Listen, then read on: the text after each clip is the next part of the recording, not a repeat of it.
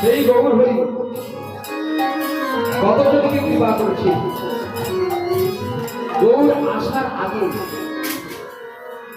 অনেকেই এসে গেছে, যেমন শিব এসেছেন কে না মহাবিষ্ণু অবতার অদ্বৈত আচার্য। মহাপ্রভুর আগে 52 বৎসর পূর্বে এসেছেন এই ধরাধামে অদ্বৈত আচার্য। আর কে এসেছেন না ব্রহ্মার অবতার কে না ঠাকুর হরিদাস। উনি এসেছেন 32 বছর আগে, মহাপ্রভুর আসার আগে উনি এসেছেন। কোথায় এসেছেন না স্বয়ং ব্রহ্মা এই কলিযুগে জন্মগ্রহণ করেছেন।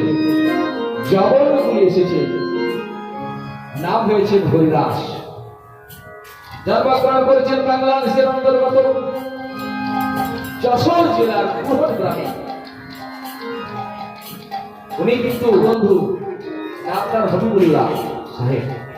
সেই হবিবুল্লাহ সাহেব ওই ছেলেটিকে গ্রহণ করলেন, নাম রাখলেন হারিস। ওই মুসলমানের বাড়িতে ক্রমে ক্রমে পড়ে, যত বড় হয়। কোথা থেকে আসছে কৃষ্ণ ভক্তি হরি ভক্তি কেউ জানে না। কেদার শিক্ষাগুরু কেদার শিক্ষাগুরু কেউ বলতে পারে না, কোন গ্রন্থে আজ পর্যন্ত উল্লেখ হয় না। কে না স্বয়ং ব্রহ্মা এসেছে। কেন এসেছে না দাপর যুগে ভগবান শ্রী গোবিন্দ ভগবান কৃষ্ণ কি না এটি চাঞ্চকলা কৃষ্ণ ভগবান স্বয়ং ইন্দ্রাণী ব্যাকুলম লোকম বিরয়ন্তি যুগে যুগে পূর্ণ ব্রহ্ম সনাতন ভগবান শ্রী গোবিন্দ পরিপূর্ণ। তিনি এসেছেন দাপর যুগে নন্দ যশোমতীর সন্তান। কিন্তু আমরা সবাই জানি দেবকী বসুদেবের সন্তান ছিলেন শ্রীকৃষ্ণ। জন্ম হয়েছিল কংসের কারাগারে, লালন পালন হয়েছিলেন নন্দ যশোদার ঘরে। কিন্তু সবাই জানে নন্দ ঘোষের ছেলে যশোদার ছেলে কৃষ্ণ। ভগবান কেমন ভগবান? ঐশ্বর্যস্য সমগ্রস্য বীর্যস্য যশস্ত্রিয় জ্ঞান বৈরাগ্যশ্চৈব সন্ন্যাং ভব ইতি করা। সরৈশ্বর্যপূর্ণ ভগবান, ঐশ্বর্যস্য সমগ্রস্য বীর্যস্য যশস্ত্রিয় জ্ঞান বৈরাগ্যশ্চৈব সন্ন্যাং ভব ইতি করা। সেই পূর্ণ ব্রহ্ম সনাতন ভগবান এসেছে কৃষ্ণ। কিন্তু কাজটি কি না প্রতিদিন সখাদের নিয়ে গোচারণে যান, গরু চড়াতে যান। অন্তরিক্ষে ব্রহ্মার দর্শন করলেন। উনি যদি ভগবান হবেন তাহলে এই জগতে গরু চড়ানো ছাড়া কি আর ভগবানের কোনো কাজ নেই? তাই আমি পরীক্ষা করব। ব্রহ্মা পরীক্ষা করবেন। কি বললেন না যেদিন ভগবান নবলক্ষ ভেঙে দ্বাদশ রাখালদের নিয়ে গোচারণে যাচ্ছে, ব্রহ্মা মনে মনে চিন্তা করছেন, বলে তুমি হারো না আমি হারি, তুমি হারো না আমি হারি, তুমি হারো না আমি হারি, তুমি হারো না আমি হারি। তুমি কি বলো কি হারি, তুমি হারো না আমি হারি, তুমি যে বলো তুমি হারি, তুমি হারো না আমি হারি। তুমি কি সেই গোলকের হরি, তুমি হারো না আমি হারি, তুমি কি সেই বলো হরি, তুমি হারো না আমি হারি। কৃপা করে জানাতে হবে তুমি হারো না আমি হারি, কৃপা করে তুমি হারো না আমি হারি। তুমি কিসের বলো তুমি হারি গোবিন্দ, আজ আমি পরীক্ষা করে নেব। তাই নবলক্ষ সেন দ্বাদশ রাখালদের নিয়ে গোচার রেখেছে ভগবান। আর এদিকে ব্রহ্মা কি করলেন, তার ব্রহ্ম মায়ার দ্বারা সেই নবলক্ষ ধেনু দ্বাদশ রাখালদের হরণ করে দিলেন, চুরি করে দিলেন। নিয়ে কি করলেন না চিনি গোবর্ধনের গুহাতে লুকিয়ে দিলেন। দেখি তুমি যদি ভগবান হও তাহলে তোমার সৃষ্টি যেমন ছিল তেমন থাকবে। ব্রহ্মা হরণ করেছে আর ভগবান অন্তর্যামী মনে মনে হাসছে, ব্রহ্মা সৃষ্টিটা আমিই করেছি, এমনকি তোমার সৃষ্টিটাও আমার থেকে। আর আমি তোমাকে সৃষ্টি কার্যের দায়িত্ব দিয়েছি মাত্র। তাই তুমি নিজেকে অহংকারী ভাবো, তুমি ভাবো যে তুমিই সব করেছো, কিন্তু না, সবই আমার। দেখো তার খাবার আমি তোমাকে কাটিয়ে দিচ্ছি। যখন এবার ধেনু নিয়ে বাড়িতে আসবে, ভগবান জানেন তো যে কেউ নেই,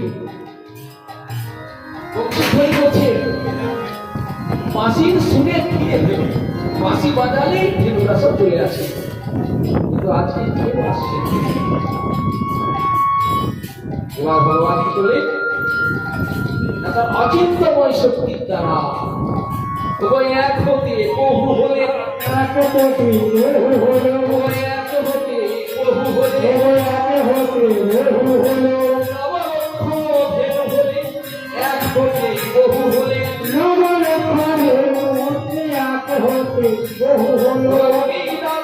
রাখা হলে এক হতে বহু হলে,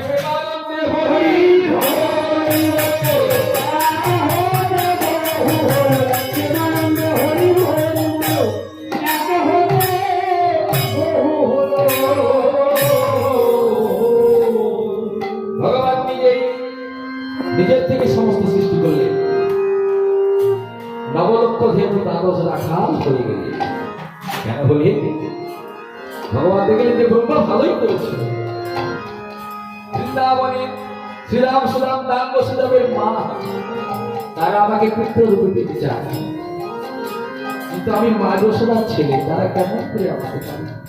তাই আজ আমি হলাম শ্রীরাম, আমি হলাম সুদাম। তাই তাদের মা বাবার বাসনা পূরণ হবে। শুধু তাই নয়, ওই নবলক্ষ ধেনু তাদের গাভীগুলো বৎস সবাই আমাকে আমল করে পেতে চায়। গাভীগুলো ভাবে যে ভগবান যদি আমাদের সন্তান বাছুর হতো, তাই আজকে ব্রহ্মা আমার সেই উপকারটা করে দিয়েছে। আজ আমি সব বলছি, সবার মনোবাসনা পূর্ণ হবে। তাই যথাসময় গোচারণ থেকে ভগবান হচ্ছে বাঁশি বাজাতে বাজাতে নবলক্ষ ধেনু দ্বাদশ রাখালদের নিয়ে দিচ্ছে। যখন বাড়িতে আসছে, অন্যদিন শ্রীরাম সুরাম রাম বসুরাম তাদের মায়েরা কি করতেন না, কৃষ্ণকে একবার কোলে নিয়ে তারপর তাদের নিজের সন্তানকে কোলে নিতেন। আর আজকে কি করছেন না, আজ কৃষ্ণের দিকে আর তারা তাকাচ্ছেন না, আর যে যার নিজ নিজ সন্তানকে কোলে তুলে নিয়ে চলে যাচ্ছে। কেন নিচ্ছে না, আজকে যে ওই শ্রীরাম প্রিয় কৃষ্ণ, সুদাম প্রিয় কৃষ্ণ, সুবল প্রিয় কৃষ্ণ, সবাই কৃষ্ণ। তাই তাদের পিতা মাতার মনোবাসনা পূর্ণ হচ্ছে আজকে। তাই কৃষ্ণকে না নিয়ে আজ তাদের নিজ নিজ সন্তানদের নিয়ে বাড়িতে হয়ে যাচ্ছে।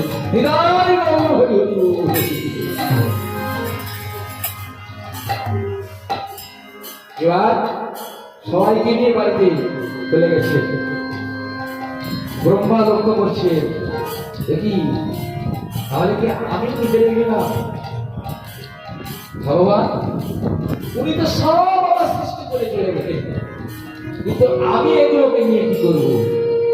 তুমি বিপদে পড়ে গেলে আমি কোথায় রাখবো? এদেরকে কি খাওয়াবো? কিন্তু সমাজে হারিয়ে হবে না। আমি ব্রহ্মা, অহংকার রজগুণে পরিপূর্ণ ব্রহ্মা। ক্রমে ক্রমে প্রায় 1 বৎসর কেটে গেল।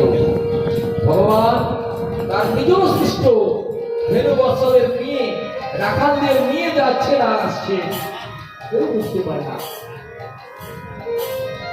কিন্তু এদিকে ব্রহ্মা থাকতে পারছেন না, এবার আমাকে আত্মসমর্পণ করতে হবে।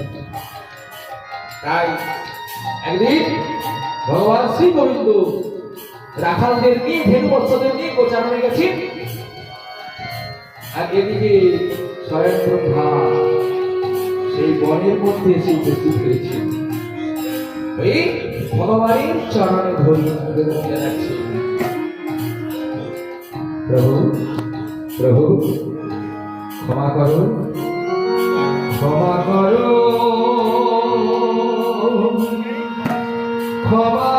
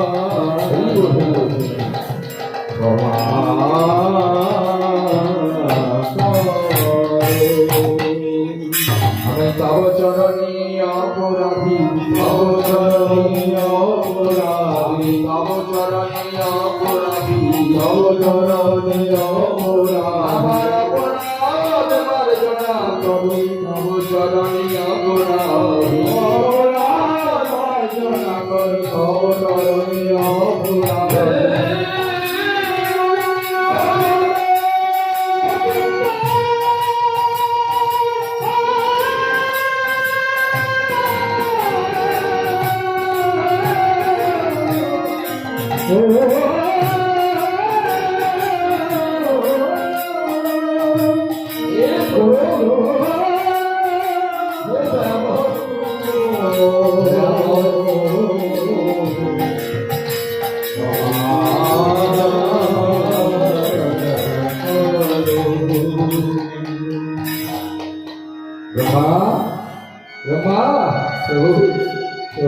আমি অপরাধী, আমি অপরাধ করে ফেলেছি।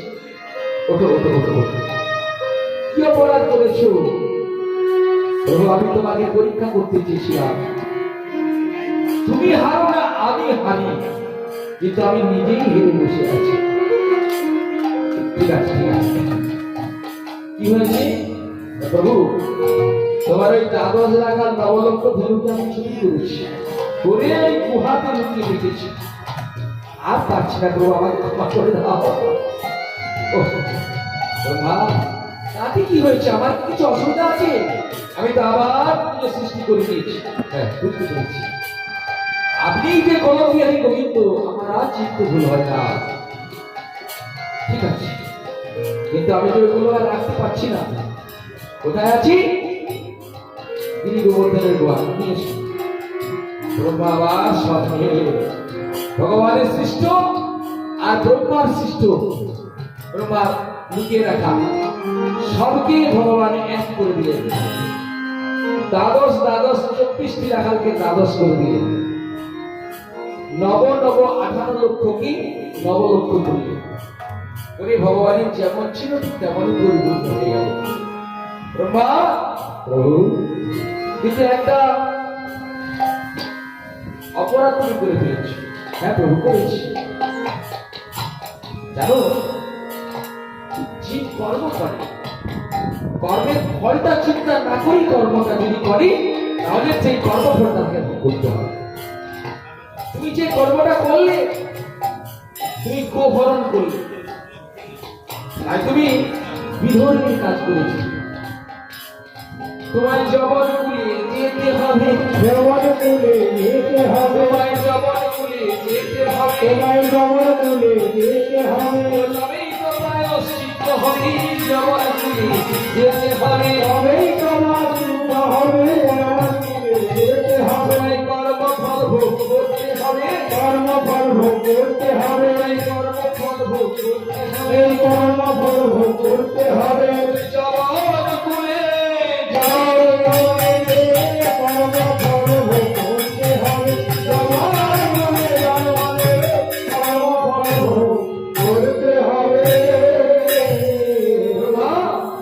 তোমাকে জবন বলে জন্মগ্রহণ করতে হবে মুসলমানের জন্য। কিন্তু প্রভু আমি জবন হই, তাতে কোনো দোষ নেই। তোমাকে পাবো তো কখন হব? ভগবান শ্রী গোবিন্দ জানিয়ে দিলেন আগামী যে কলিযুগ, সেই কলিযুগে আমি হব গৌর, আর তুমি হবে জবন হরিদাস। কিন্তু প্রভু তোমাকে পাবো কেমন করে? জগৎ বলে তো জন্মগ্রহণ করবো, তোমাকে কেমন করে পাবো?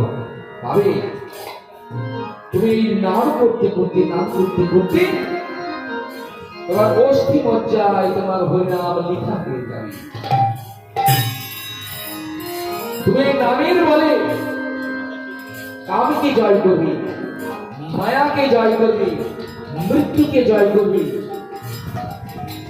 তোমাকে লোকে বলবে শ্রী শ্রী ঠাকুর হরিদাস। তারপর নাম করতে করতে তোমার নাম হবে নামাচার্য ঠাকুর হরিদাস। জগতে তোমাকে সকলেই পূজা করবে, তুমি হবে ব্রহ্ম হরিদাস। সেই রূপে সেই ভগবান জানিয়ে দিলে আগামী কলিযুগে তুমি হবে হরিদাস। তাই তার জন্ম বৃত্তান্ত, তার করণ কথা সঠিকভাবে তেমন জানা যায়নি, কিন্তু সেই হরিদাস করলেন সেই পিতার গৃহ মুসলমানের বাড়ি ত্যাগ করে বেরিয়ে পড়লেন কোথায়? নামে কৃষ্ণ নাম, মুখে কৃষ্ণ নাম নিয়ে কৃষ্ণ নাম করতে করতে চলেছে। বলো কৃষ্ণ কেশব, কৃষ্ণ কেশব, সুধা মাখা এই নাম হরি নাম, মধু মাখা এই নাম। কৃষ্ণ কেশব, কৃষ্ণ কেশব, সুধা মাখা এই নাম হরি নাম, মধু মাখা এই নাম। কৃষ্ণ কেশব,